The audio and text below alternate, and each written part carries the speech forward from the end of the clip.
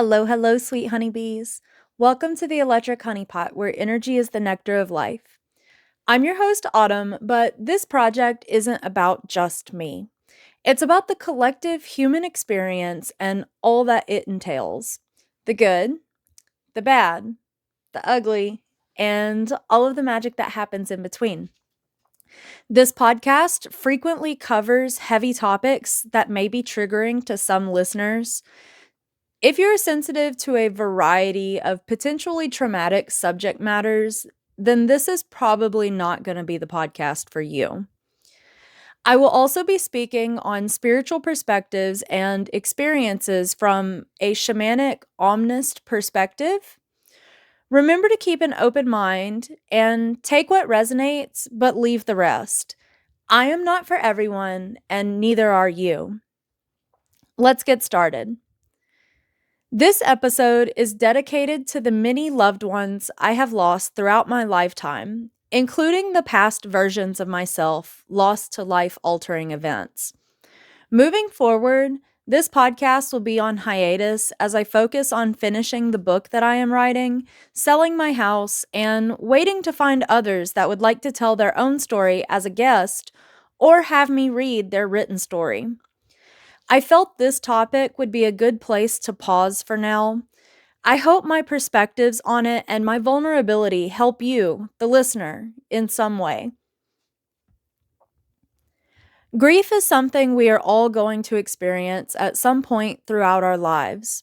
In fact, many of us are going to experience it more than once and in ways we may not even consider grief is related to how we feel.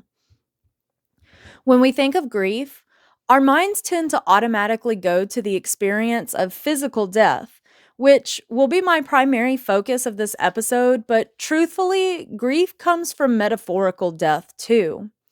We grieve the loss of innocence after a traumatic event. Even reaching adulthood and understanding how complicated and hard life can be at times can lead to grief. We grieve the life we imagine we could have had with different circumstances. We grieve the parts of ourselves and our lives that change as we age. We grieve losing sentimental items, holding precious memories. We grieve the loss of a job, a home, relationships, and friendships. I am not going to get too deep into worldly affairs, but I do want to acknowledge how lately I've been realizing that collectively we have been grieving our world as more truth has been surfacing, and we realize just how damaged and corrupt our systems and leadership are. I've been witnessing the stages of grief unfold on various levels in different parts of society, kind of like how as individuals, we all grieve in diverse ways. Shock and denial, anger and blame, begging and bargaining, depression, all completely normal parts of the grieving process. There is no manual to teach us the proper way to grieve, as there isn't a specific correct way to do it. There is no time frame for when it ends because it is a personal journey towards full surrender and acceptance of drastic change in our lives. The more we fight or longer we hold on, the greater our suffering becomes. But I also understand it is easier said than done. Surrender, letting go, and forgiveness are the three most challenging lessons of spiritual evolution we will ever learn as human beings. I have been referred to as an old soul for most of my life. Maybe my ability to perceive the world on a deeper level comes from the fact that my entire life has been filled with grief, great loss, and dramatic change from my earliest memories up until present day. Earlier this year, I read a book gifted to me on this very topic right before I began putting myself out there in such vulnerable ways with the intention to help and inspire others.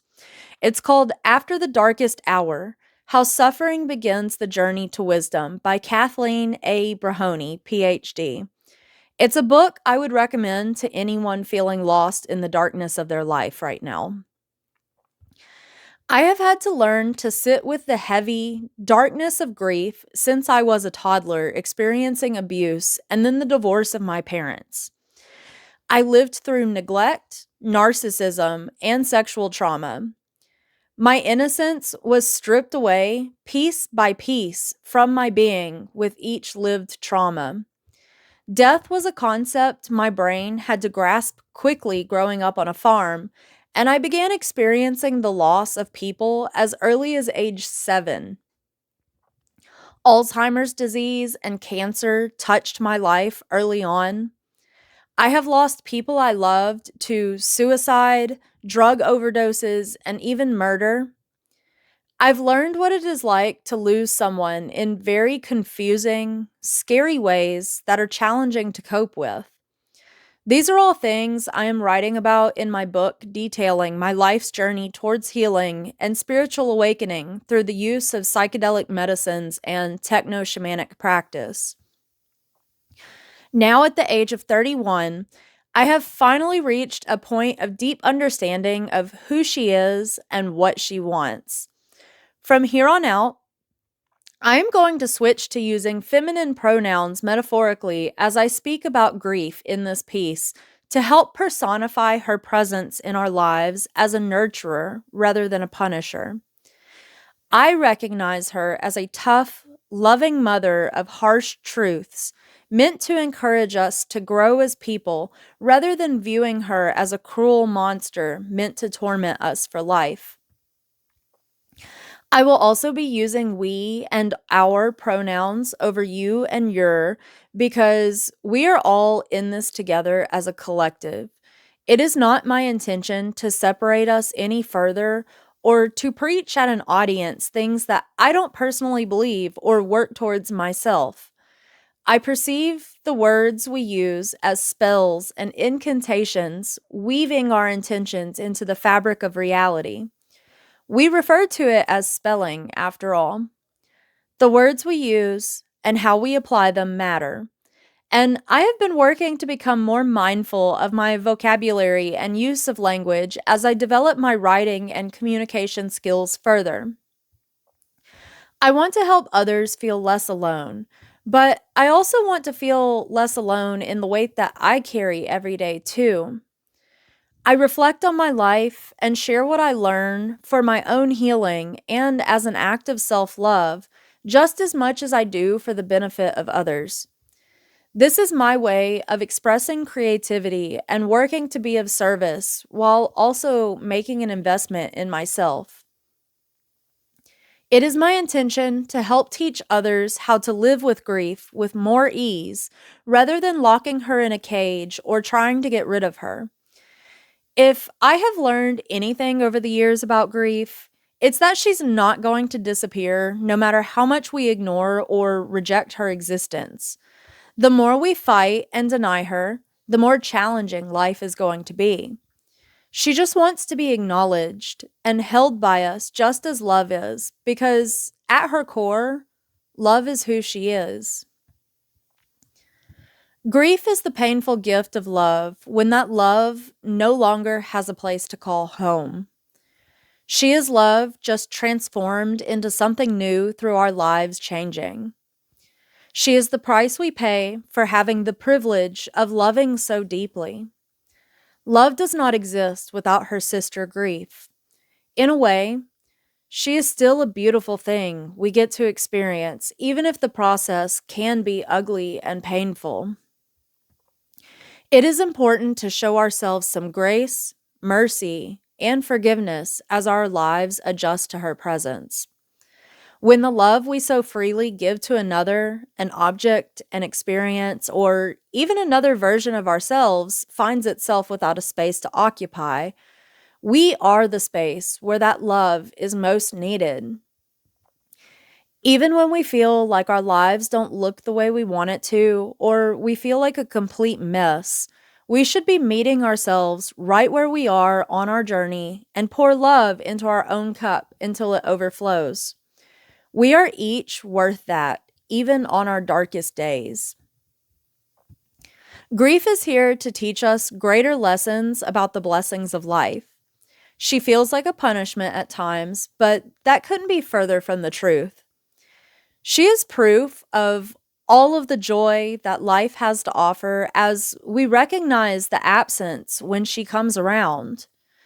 Her lesson is all about learning to savor that joy with more presence, knowing that every little moment we have in life is fleeting. Nothing is ever guaranteed. Our lives are in constant change, day by day, hour by hour, minute by minute, even when we feel stagnant in our monotonous routines. All we truly have is the here and now, and grief just wants us to recognize how precious each moment of our lives truly is. Our passed on loved ones would not want the light in our lives to come to an end just because they are no longer around. They would want our light to shine even brighter in their memory, to live more fully in their absence as they live on through the way we carry them with us as we continue to live. Each moment we think of them, speak of them, and experience something that reminds us of the impact they had on us is a moment that they still live. We are their living legacy. I have evolved spiritually from my experiences and gained profound wisdom and new perspectives through my grief, and I have a lot more to share. However, I also want to talk about my humanness and the ways in which I've been struggling with my grief and the injustices connected to it, particularly my anger. I hope my vulnerability can help others feel less alone, especially if they are struggling with anger and unhealthy family dynamics too. Death can open up a can of worms for us when it involves trauma and people that have hurt us. Grief has been a cornerstone of my life for a very long time. I have lost many people throughout the years. Over the last 3 years alone, I've lost my maternal grandparents, my mom, and most recently, my brother in law, with my last grandparent, my grandmama, in her final days as I type this. The day my brother in law, Chad, died, I spent the day crying off and on about the unfairness of life. He was added to the transplant list as his situation had already become dire. I thought about how he had had a dream of receiving a new liver earlier in the year, and I felt confident it was a premonition, as I have personally had many dreams play out in my waking life, including one taking place the day before he died. It felt like a tease of future possibility. He was worthy of a second chance at life that never came. I felt confused and was unaware of what to do with myself all day, as I was a mix of shock at the speed of how everything played out over less than 32 hours, sadness from the reality of him being gone, and angry about circumstances. Three natural, common experiences of the grieving process. When it comes to grief, the stages are not linear. They can hit you quickly, delayed, at the same time, and even cycle back around as you think you finally finished with that phase. I have heard people speak about being hit hard by grief years later. I have experienced this myself when it comes to grieving parts of my life, particularly my childhood. The impact of grief has been significant on me, especially these last few years. It honestly has not been possible for me to live a normal life or function the way society expects me to. So I've focused heavily on learning more about myself and working through a lifetime of trauma. It hasn't been an easy process. Considering the nature of my mom's death and the lies and betrayal that have taken place in my family since, anger has been the hardest stage of my personal grief to move through. Injustice adds a whole new layer to grief that is difficult to cope with, as I am powerless to change any of it without help. As it stands right now, I am alone in speaking out about who my family members really are behind closed doors, and I don't have the funds to pursue my suspicions with a private investigator. I know anger is something that deeply impacted both my sister and my brother in law's mental well being, too. The way my family treated us and the nasty things they said to and about us were the last things my brother in law needed to be carrying as his health deteriorated. Trauma stores in the body, and my family just provided additional poison to his already struggling system. Rather than being given love and support, he was ganged up on and screamed at, accused of helping a murderer, demonized for protecting himself and his family by distancing himself, stolen from, and told, "I'd never help a person like you," as he reached out for help while still alive. He was a man with a big heart that gave and helped others even as he was struggling and losing his life. He didn't deserve any of that. Those same people have now left comments of prayers and condolences on my sister's Facebook post. His death was even compared to the death of losing a pet cat by someone that used our mother's murder to make herself wealthier while painting herself as the victim in all of it. This is the so-called Christian love I experienced growing up, and the performative care bothers me more than I would like to admit. His death has compounded things I was already carrying that I struggle to release because I want truth and accountability for what has happened. If it was just about what they have done to me, maybe it would be easier to cut the cord and just be done with it. It's bigger than myself, though. They hurt my mom. They hurt my sister and her family. There are even other victims outside of my family spanning decades. I have been shamed and guilted for my anger by people that do not comprehend the weight of my life experiences and grief. My anger is valid, and I am not a bad person or a negative person for feeling it sometimes. No one has lived my exact life but me to know if they would respond any differently or not.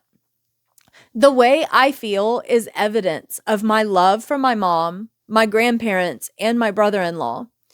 I feel it so deeply because of my moral compass between what I know to be right and wrong and the principles I live my life by. Stealing and lying is wrong. Abusing children and using them as a scapegoat is wrong. Demonizing an adult for setting boundaries and speaking up against abuse is wrong. Hiding the truth and gaslighting the family member that tells the truth is not what love is. Pretending like any of this is normal is not love. It is enabling familial dysfunction. I can at least say that I must be one powerful person if my aunt and uncle are so threatened by my voice that they have to turn everyone against me. They attempt to use my vulnerability about my mental health struggles that my upbringing and grief created to paint me as the villain, but I know I am on a hero's journey. I attended a Halloween party the day I began writing this, where two women I had just met were kind enough to talk about grief with me for a moment. One of them shared what she felt is the hardest part of the grieving process, the duality of all of it. We want to remember the good, happy memories with the people that pass, and society places pressure on us to only express good things about the dead. However, they were people with flaws, just like every other person on this planet. Not every person lives their lives as good people or are good to every person they cross paths with. People can be one way in the public eye and completely different in the privacy of home. This has been true in my own grieving process. I loved my grandfather, but he was quick to anger, yelled a lot, hit us with a leather belt, and controlled the entire family. I loved my grandmother, but she enabled abuse and used fear tactics to keep the family under my grandfather's control. I loved my mom, but she didn't protect me, neglected me, placed me into unsafe environments, allowed me to be taken advantage of, and then blamed my resulting mental health struggles for the reason she could not be happy with her life. Just because they are no longer here does not erase everything that I have lived through created by them. Part of my grieving process has been learning to recognize that I am worth more than the experiences I was put through, and I understand that is part of what creates my anger. I didn't deserve what my family did to me. Even as I have learned to stand up for myself and love myself, my family still scapegoats me as the problem in all of it for being the person that isn't afraid to break the cycle of silence and compliance. I haven't just been grieving the physical deaths of my immediate family members. I've been grieving my childhood and the innocence taken from me too. I have been grieving the lack of genuine love in my life. I've been grieving the possibilities of what my life could have been had I been in a more safe, stable, and supportive family, the way some of my peers were.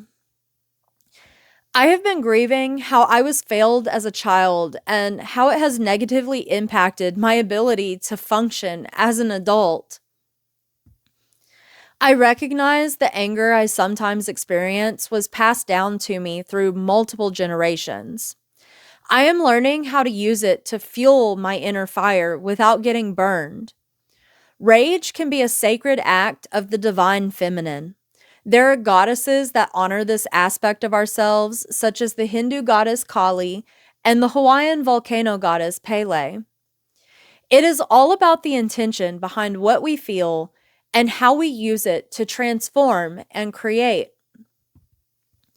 My family believes I speak about what I have lived through because I am full of hatred.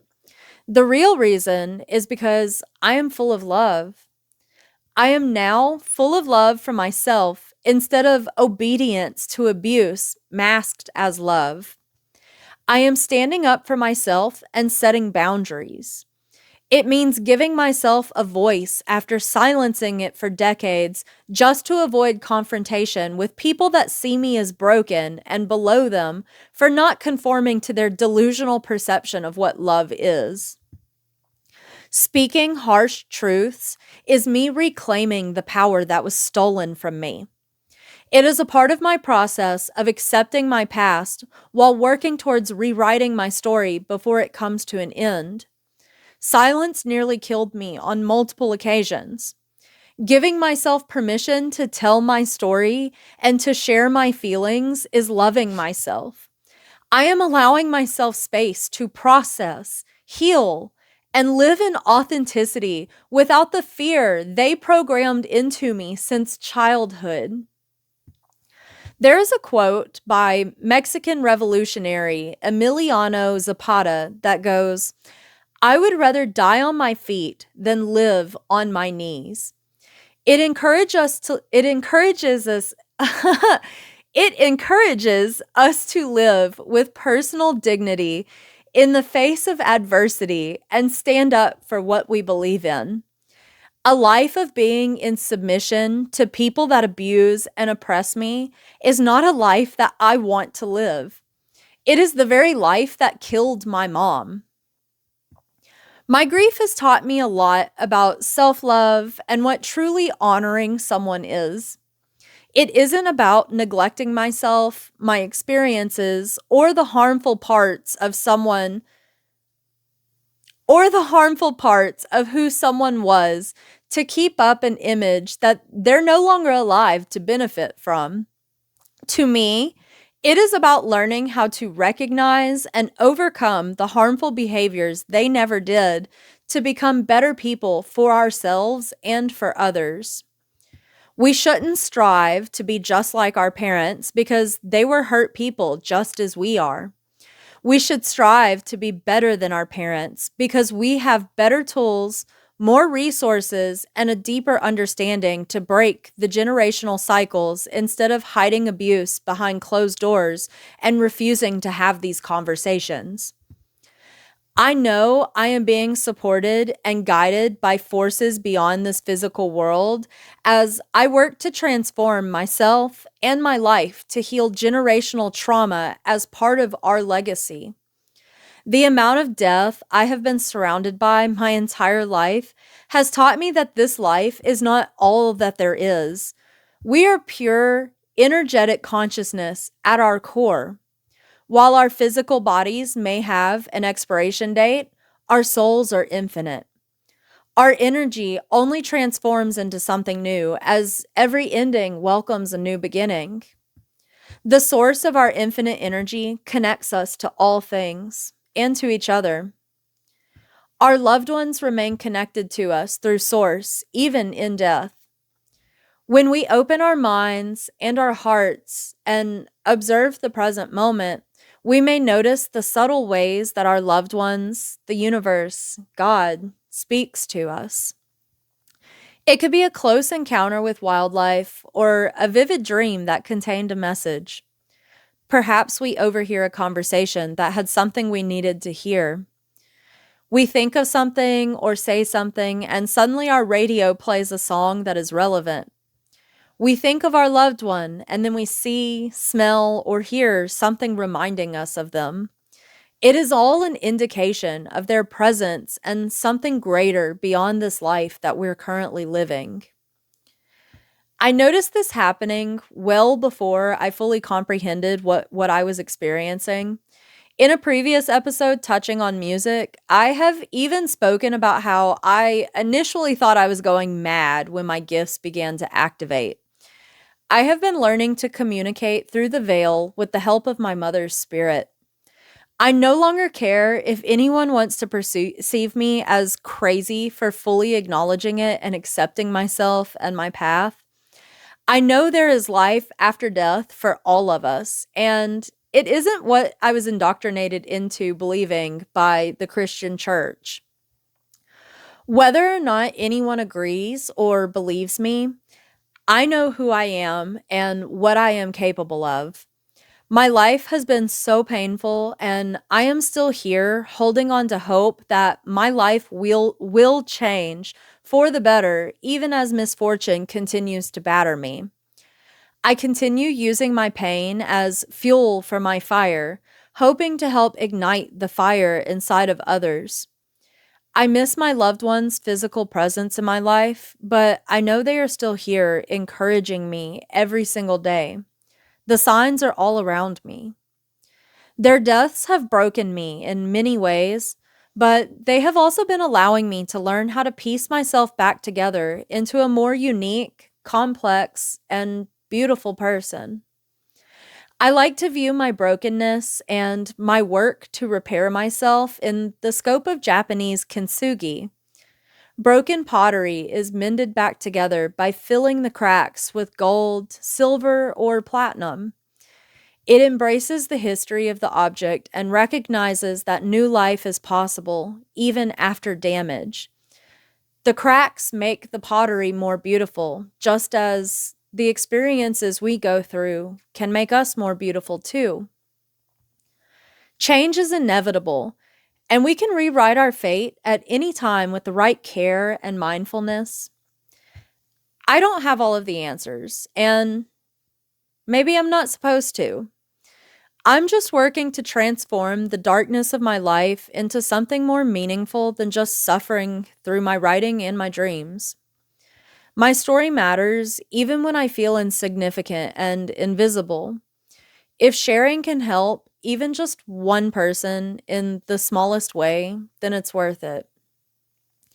If you have a story you would like to share, I would love to hear it, whether you want to send in something for me to read or appear as a guest and tell it yourself. My intention is to hold space for others to feel seen, heard, and valued, to foster a sense of community and connection that I feel is lacking in our world. We need more peer support out there to uplift one another, and I want to provide that for anyone brave enough to face the darkness with me. Please send me a message on Instagram at Electric Honeypot so we can discuss how to approach your story. The link is down in the description box. If you are interested in hearing more about my personal life story and what happened to my mom, please check out some of the earlier episodes of my podcast. I ask that you do not harass any of my family members on social media if you do find their pages. I am seeking publicity and donations to get a proper investigation into the crimes surrounding her death, not revenge. My mom is not the only victim being ignored and forgotten. Our system is very broken, and I have bigger dreams of using my personal story to help call attention to other victims who are not receiving proper investigations. First, my platform has to grow. How can I help others receive the help they need if I cannot even help myself? Thank you so much for listening and supporting me. If this resonated with you at all, please be sure to leave a like, comment, subscribe, and share. As always, I am so very grateful that you are here sharing in this human experience with me, and I love you so much. I hope you have an absolutely wonderful rest of your day, night, week, month, year, and life. May your wildest dreams come true, and stay curious.